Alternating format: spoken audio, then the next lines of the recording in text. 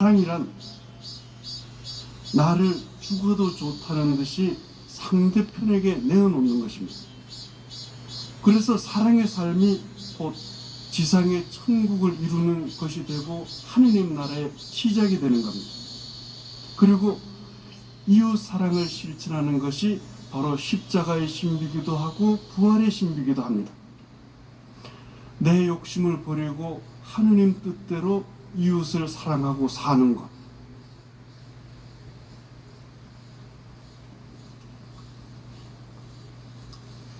그래서 우리 인생에 열매를 맺으려면 하느님을 사랑하는 것만큼 이웃을 사랑해야 되는데, 하느님 사랑하는 것만큼 이웃을 어떻게 사랑하는가 하면 내 가장 귀한 것까지도 아낌없이 내어주면서 생판 모르는 이웃까지도 도와준다면 바로 그게 사랑의 열매를 맺을 수 있는 쉬운 길이라는 것을 말씀드리고 싶습니다. 그래서 우리가 영원한 생명을 얻기 위해서, 신앙의 열매를 맺기 위해서 이웃에게 사랑을 베푸는 일이 어려울 필요가 없습니다. 이웃을 사랑할 수 있는 것은 우리가 할 수 있는 것에서 최선을 다하는 것입니다. 우리가 할 수 있는 것에서 최선을 다하는 것. 보잘것없는 국수 한 그릇이지만 국수 한 그릇을 나누는데 한 예를 들어서 설명을 드릴 수 있습니다. 국수 한 그릇을 배고픈 손님이 찾아오셔서 한 그릇 대접해 드리는데 한 손으로 얘따 먹으라 하고 주는 것하고 두 손으로 국수 그릇을 공손히 받들어서 드십시오 하는 것하고의 차이점을 한번 생각해 봅시다. 똑같은 국수 한 그릇입니다. 한 손으로 국수를 주면서 얘따 먹어라 하고 주면 그 국수 한 그릇 받는 사람의 심정은 어떤 심정이겠습니까? 몇 년의 세월이 지나도 그 섭섭한 마음, 그 서러운 마음 잊어먹지 못할 겁니다. 국수를 먹어도 눈물밖에 안 날 겁니다. 그런 국수가 살로, 힘으로, 사랑으로 나눠줄 수 있겠습니까? 반면에 겨우 국수 한 그릇밖에 대접해 드리지 못하지만 두 손으로 드리면서 한 그릇 드십시오 하고 갖다 드리면 그 국수를 먹는 사람이 얼마나 고맙고 살만나고 행복해지고 이렇게 되겠습니다. 이처럼 사랑을 베푸는 일이 어렵고 힘든 일이 되어야 되는 것이 아니라 내가 할 수 있는 것에서 최선을 다하는 것. 국수 한 그릇 두 손으로 공손히 드리는 마음. 이것으로 한다면 우리는 열매를 맺는 삶을 쉽게 살 수가 있습니다. 베푸는 거라고 공짜로 준다고 아무렇게나 하면 안 됩니다. 배고픈 사람에게 밥 한 그릇 주는 것만 해도 어딘데 투정하느냐면서 꾸중을 한다면 말도 안 되는 일입니다. 왜 그런가 하면 가난하고 보잘것없고 약한 사람은 바로 하느님이 우리에게 보내주신 분이기 때문에 그렇습니다. 하느님이 우리에게 보내주신 이 가난한 사람들은 정말 마음이 곱습니다. 우리 VIP 손님들이 민들레국수집에서 기분 좋게 식사를 하시고 나오실 때 손님 담배 하나 드릴까요? 하면 자기는 있다고 하면서 다른 사람에게 주라고 합니다. 담배가 얼마나 있어야 하고 물어보면 보여주는데 담배값에 꽁초 하나 있는데 그걸 자기는 담배 있으니까 새 담배는 다른 없는 사람에게 주라. 이것이 가난한 사람의 마음들입니다.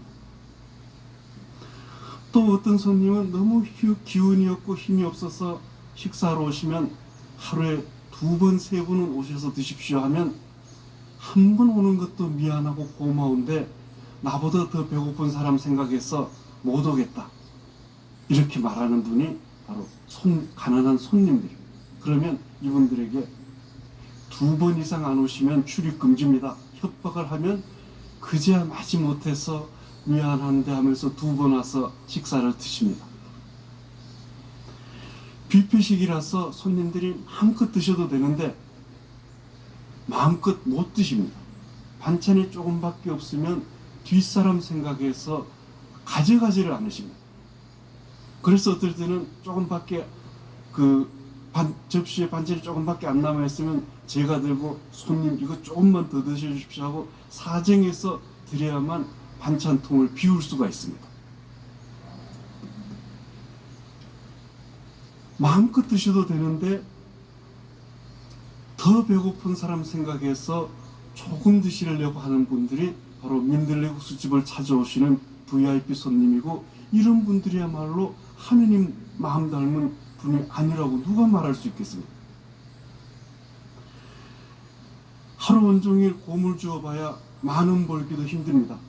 그런데 국수집에 반찬이 좀 부실하다 싶으면 걱정이 돼서 반찬값에 좀 보태라고 하루 온종일 번 돈 만 원 아낌없이 내어주는 분들이 바로 민들레 국수집에 식사로 오시는 VIP 손님입니다. 이런 분들이 VIP 손님이 아니면 세상에 누가 VIP가 될 수 있겠습니까? 나눔과 사랑은 떼어놓고 말할 수가 없습니다. 나누는 것, 그 다음에 사랑하는 것은 분리할 수가 없는 것 같습니다. 왜 그런가 하면 사랑이란 자기 생명을 내주는 것입니다. 또 기다려주는 것이고 생명을 나누는 것입니다. 그래서 세상에 자기 생명 내주는 것만큼 어려운 게 어디에 있겠습니까?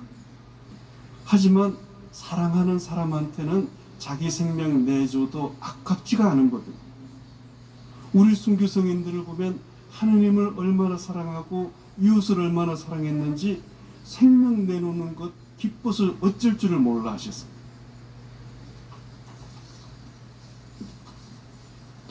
사랑하는 사람에게 주는 것을 누가 아까워하겠습니까? 더 못 쳐서 안타까운 것이고, 또 그런 마음으로 나누면 세상에서 기적이 일어납니다. 민들레 국수집이 요즘은 3군데로 늘어나고 민들레 희망지원센터가 있고 민들레 진료소도 있고 민들레 가게도 하고 필리핀 가난한 아이들을 돕는 장학회도 하고, 그러면 그 돈을 어떻게 하느냐는 겁니다. 그 돈을 어떻게 마련하느냐? 사랑하면 됩니다.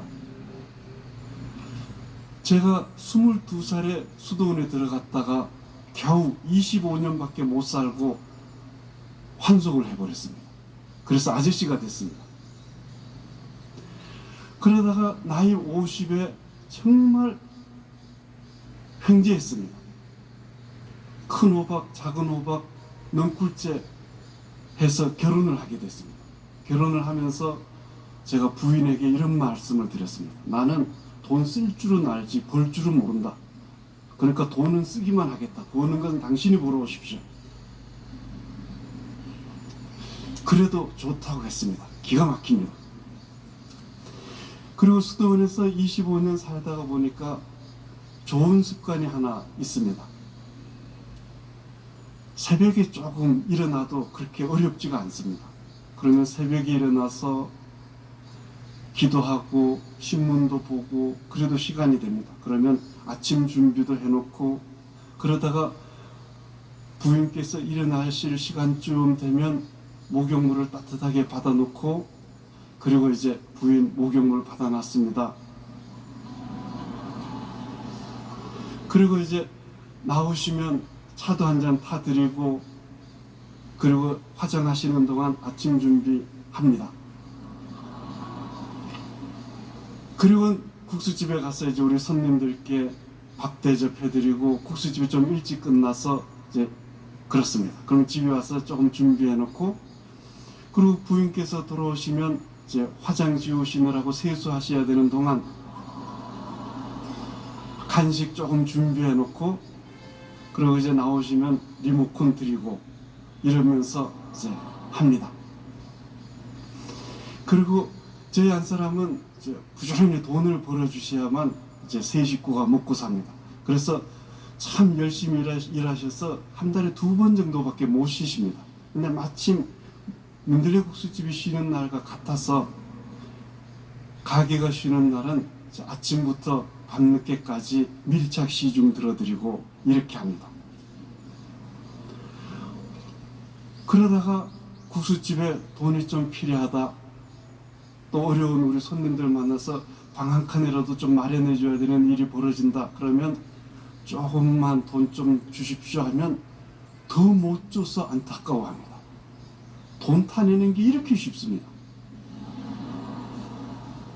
왜 그런가 하면 사랑하는 마음이 있어야만 그 아까운 돈을 내어놓고 시간을 내어놓아도 아깝지 않은 법이기 때문에 그렇습니다. 그래서 사랑과 나눔을 잘 우리가 알면 세상에 살면서 돈 걱정 그렇게 안 해도 충분하게 이제 쓸 수가 있겠습니다. 동정과 사랑은 겉모습이 비슷하지만 동정받는 사람은 사랑받는 사람과 확실히 다릅니다. 동정받는 사람은 아무리 많이 먹어도 날이 갈수록 죽어가지만 사랑받는 사람은 보잘것없는 꽁부리밥을 먹더라도 점점 살아납니다.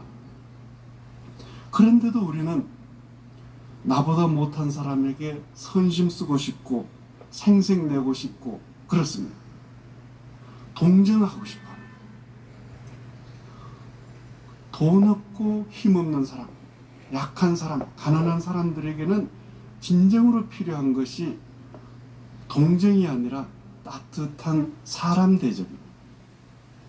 그래서 옛날 우리 어머니들은 배고픈 사람이 집에 좀 적선하십시오 하고 오면 정말 선을 쌓아놓는 적선을 하셨습니다. 배고픈 분이 집에 오시면 없는 반찬이라도 밥상 차려서 정말 사람 대접을 해주셨습니다. 그러면 그 대접받은 분들이 얼마나 고마워했겠습니까? 그런데 요즘 무료급식 하는 데를 가보면 그런 모습이 없습니다. 그래서 용산이나 서울역 같은 데 무료급식 하는 데 보면 주는 사람도 받는 사람도 무표정합니다. 고마워하지도 않고 그렇습니다. 이렇게 사랑이 밑받침되지 않는, 섬기는 마음이 밑받침되지 않는 도움은 오히려 도움이 아니라 폭력이 되어버릴 수도 있는 끔찍한 일이 되어버립니다. 사랑은 엄마가 아기 밥 먹일 때 한 숟갈이라도 더 먹이려고 밥그릇 들고 쫓아다니면서 먹이는 것과 같습니다.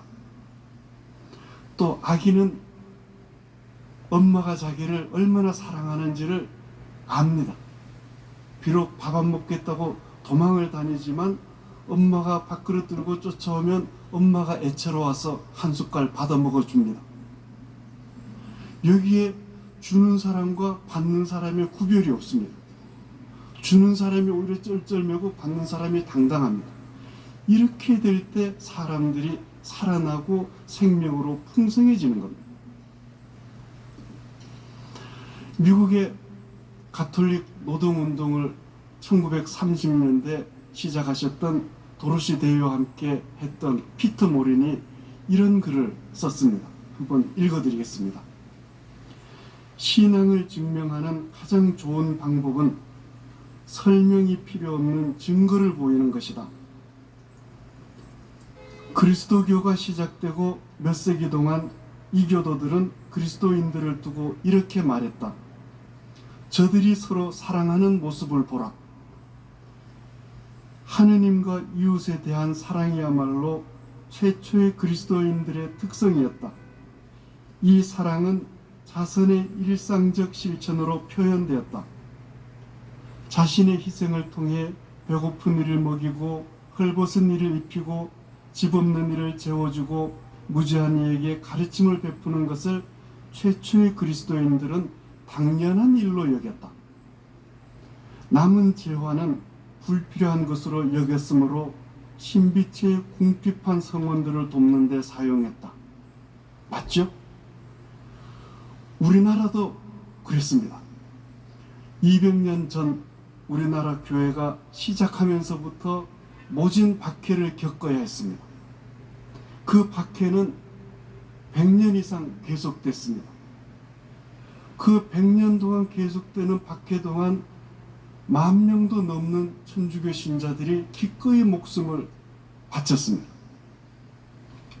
우리나라 천주교는 다른 나라 천주교와 달리 아주 독특한 특성이 있습니다.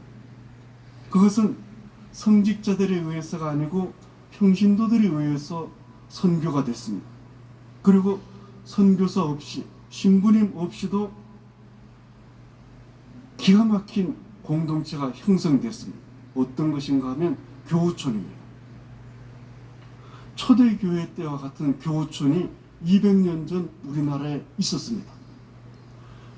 그래서 그 극심한 박해 기간 동안 신자들이 재산도 출세하는 것도 포기하고 다 버리고 산골로 숨어들어서 옹기 구워가면서 살았던 그 가난한 세월 동안에도 교우촌에서는 굶어 죽은 사람이 한 명도 없었다고 하는 놀라운 기적이 있습니다.